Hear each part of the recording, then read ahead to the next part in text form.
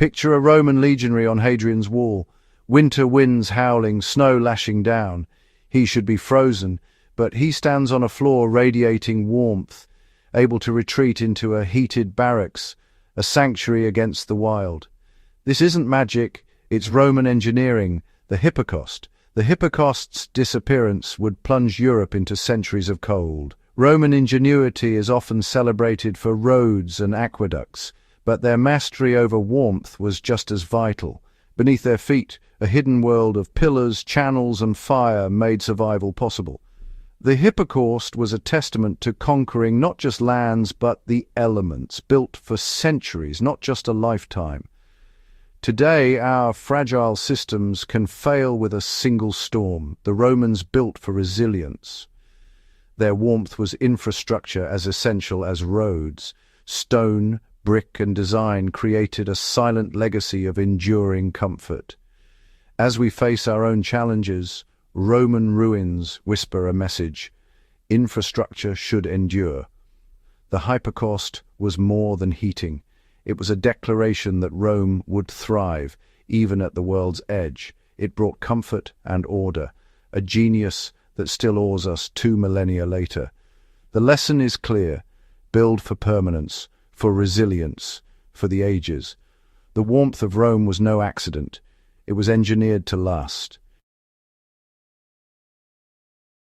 What was the Hippocaust? From the Greek for burnt from underneath, it was a marvel of underfloor heating. Builders laid a grid of brick or stone pillars, pile stacks, creating a hollow space beneath the floor. Over these, slabs and concrete formed a suspended floor, topped with mosaics or marble. To visitors, the floor looked ordinary, but it radiated gentle warmth from below. The Romans went further, lining walls with hollow tiles, tubuli, to channel hot air upward. This wrapped rooms in radiant heat, an integrated system for comfort and safety. Fire and smoke stayed separate from living spaces. No soot, no risk of fire. The heat was even and pervasive, unlike a fireplace's uneven warmth. Stones and concrete absorbed and released heat slowly, creating a stable indoor climate. For over 1,500 years, nothing matched the comfort of a Roman Hippocaust. It was a complete environmental control system, centuries ahead of its time.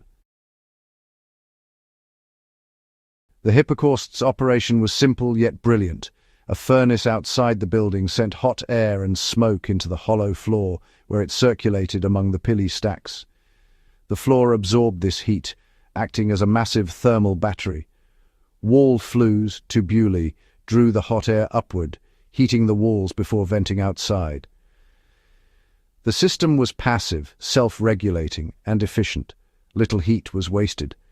In public bathhouses, the hottest air heated the caldarium, then the tepidarium, and finally the frigidarium, extracting every bit of warmth. One fire, many rooms, each perfectly heated. The Romans mastered heat exchange, centuries before modern science. Their design was a symphony of fire, air, and stone. The Hippocaust was effective and incredibly durable. Built from brick, stone, and concrete, it had no moving parts or electronics to fail. Maintenance was simple: clean the furnace, stoke the fire, and warmth endured for decades. Contrast this with modern heating, complex, short-lived, and dependent on fragile grids. A single failed part or power outage can plunge us into cold. The Romans built for uncertainty. Their systems were as permanent as the buildings themselves. Hippocaust ruins still stand, outlasting the empire that made them. Roman villas were self-sufficient, needing only wood and labor. No reliance on distant power plants or supply chains. Their philosophy: infrastructure for survival, not just convenience. Today's systems prioritize efficiency over durability, a trade-off the Romans would have rejected. Their approach created true resilience. We have much to learn from their robust, enduring designs. The Hippocaust thrived thanks to Roman concrete, opus caementitium. Mixing volcanic ash with lime, they created a material strong, durable, and heat-absorbing. Concrete slabs atop pili stacks supported heavy floors and withstood intense heat. This thermal mass absorbed and released warmth, ensuring comfort long after the fire died. Roman infrastructure was holistic. Aqueducts supplied bathhouses, roads moved materials, everything interconnected. The hypocaust was not an add-on. It was integral to the building's design.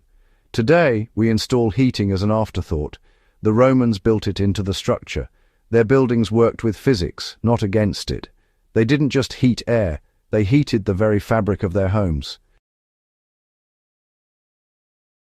The hypocaust's decline mirrored Rome's fall. As the empire weakened, the resources and expertise needed for such systems vanished. Trade networks collapsed, estates broke up, and skilled engineers scattered. New rulers prioritized survival over infrastructure. Bathhouses went cold, villas abandoned, and concrete forgotten. People reverted to smoky hearths in cramped wooden huts. The art of heating regressed. Knowledge faded as society changed. The hypocaust became irrelevant, too complex for a world struggling to survive. Later generations misunderstood the ruins, mistaking Palais stacks for tombs or cellars. The loss wasn't just technical, it was societal. When the world changed, the knowledge simply slipped away. The loss of Roman heating plunged Europe into literal and figurative darkness. Life became colder, dirtier, and less healthy. Bathhouses vanished, replaced by suspicion of bathing. Villas gave way to draughty, smoky halls. For centuries, people endured conditions a Roman would find primitive. Health suffered, winters were harsh, and great halls were impossible to heat evenly. Only with the Industrial Revolution did effective heating return, rediscovering principles the Romans had mastered. The centuries in between were a great forgetting. Roman ruins remind us, progress isn't guaranteed, and knowledge can be lost. Their hypocausts challenge us to value and remember ancient wisdom. Today, as we face energy and climate challenges, the Roman hypocaust offers vital lessons. Its principles, thermal mass, passive heat, durable design, are more relevant than ever. Modern passive solar and radiant heating echo Roman ideas. The core lesson: resilience. The Romans built for generations, not just decades. Our world favors disposability. The hypocaust teaches us to value longevity. We lost not just a technology but a mindset, thinking in centuries, not years. To rediscover the hypocaust spirit is to build for resilience, simplicity, and durability. The story is one of hope. Ancient genius can inspire a better future. Roman ruins are blueprints, challenging us to build with vision and permanence. By remembering lost knowledge, we can create a more resilient world.